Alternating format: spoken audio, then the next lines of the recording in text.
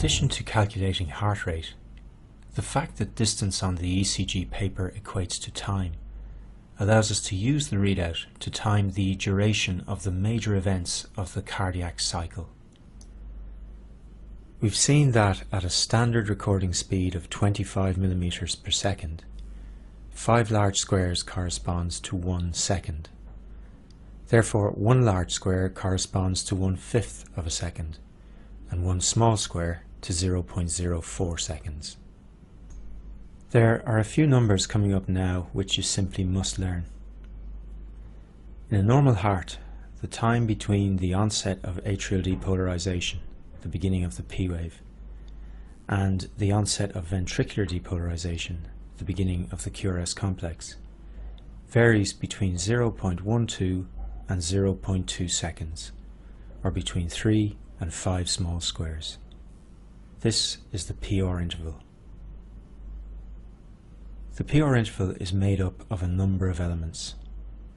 The first component, represented here in blue, is the time taken for the depolarization wave, normally generated from the SA node, to traverse the atria and reach the AV node. You will notice that depolarization reaches the AV node well before the end of the P wave. However, the AV node delays the transit of the impulse into the ventricles. This physiological delay in the AV node is the second major component of the PR interval. The third contributor to the interval, shown here in green, is the time taken by the depolarization wave to transit through the bundle of His and the branches of the intraventricular conducting system. You will learn later that many important disorders are associated with alterations in different components of the PR interval, manifesting as abnormal shortening or prolongation of this parameter on the ECG. Analysis of the PR interval plays a central role in diagnosing many different disorders of the heart.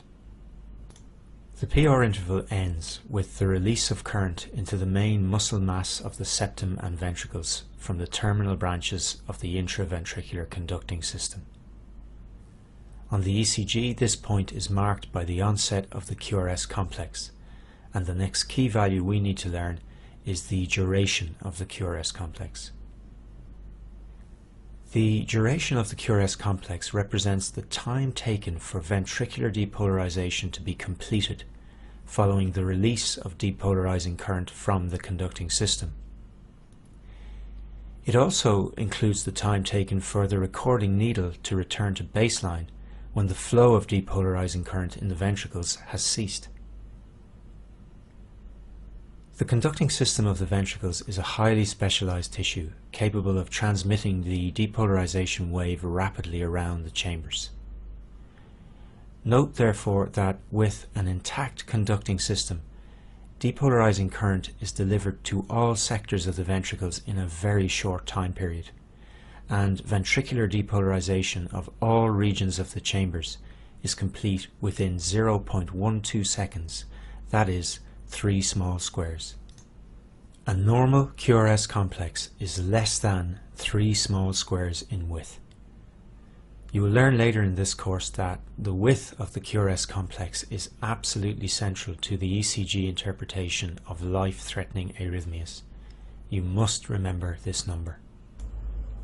The duration of ventricular repolarization is also important in clinical practice.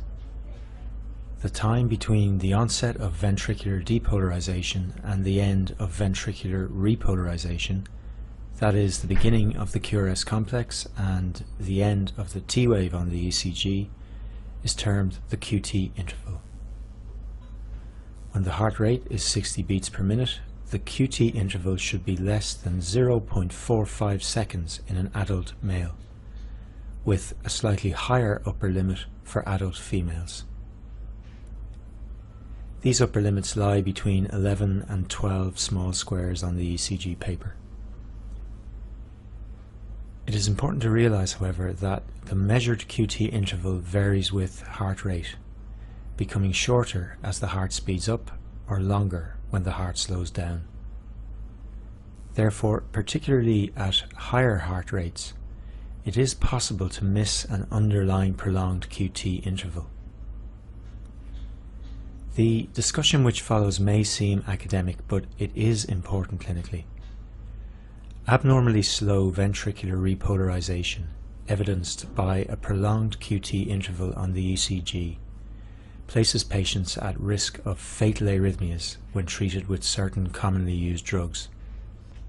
The ability to identify prolonged QT in these patients can lead to the use of alternative medications and avoidance of sometimes fatal arrhythmias.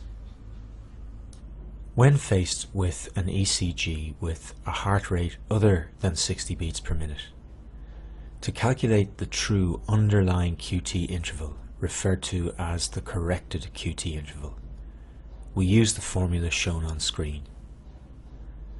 The corrected QT interval is equal to the observed QT interval divided by the square root of the RR interval. The RR interval is the distance between the preceding R waves measured in seconds. This sounds horrendous, but it's pretty straightforward. Let's try and calculate the corrected QT interval on this readout from AVL. The patient is male and the heart rate is 100 beats per minute. The observed QT interval on the ECG is 8 small squares, or 0.32 seconds.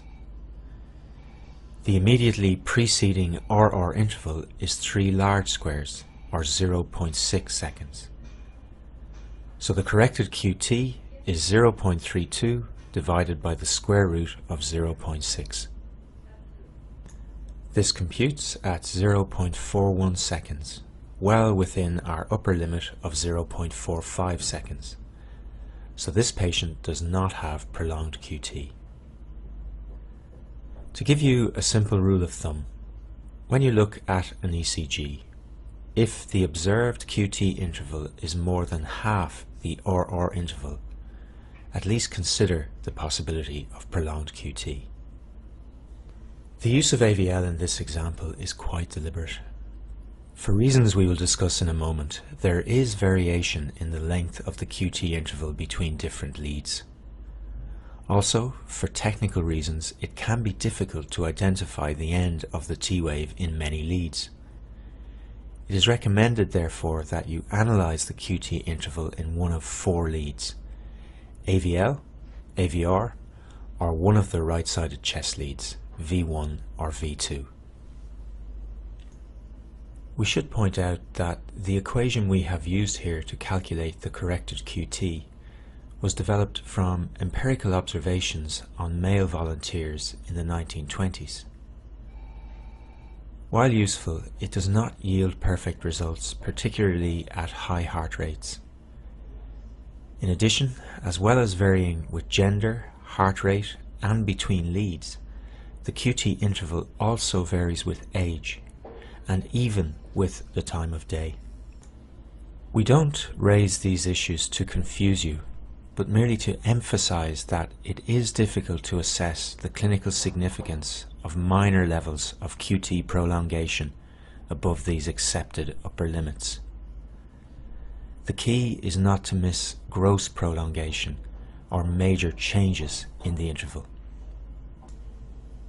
Before we summarize the normal values outlined in this video, there are some further issues in the analysis of the duration of the events of the cardiac cycle of which you should be aware. In an earlier video, we studied the manner in which ECG leads record depolarization and repolarization. We learned how the direction of travel of a depolarizing or repolarizing current relative to a lead is the key determinant of the sign of the deflection produced in that lead. We will expand on this analysis in future videos. However, for now, it is important to realize that if a depolarizing or repolarizing current is traveling at 90 degrees relative to a lead, it will not be recorded by that lead. As the ECG leads record electrical events from different perspectives, a lead observing this current from a different angle will record it. One important consequence of this is that an electrical event in the heart may be recorded by some leads but missed by others. For this and many other reasons, the duration of the major events of the cardiac cycle appears to vary between ECG leads. Looking at this stylized example, in the 3 model leads shown, the current generating this small physiological Q wave in lead X has not been detected by lead Y, while the current generating this small S wave in lead Z has not been detected by lead X.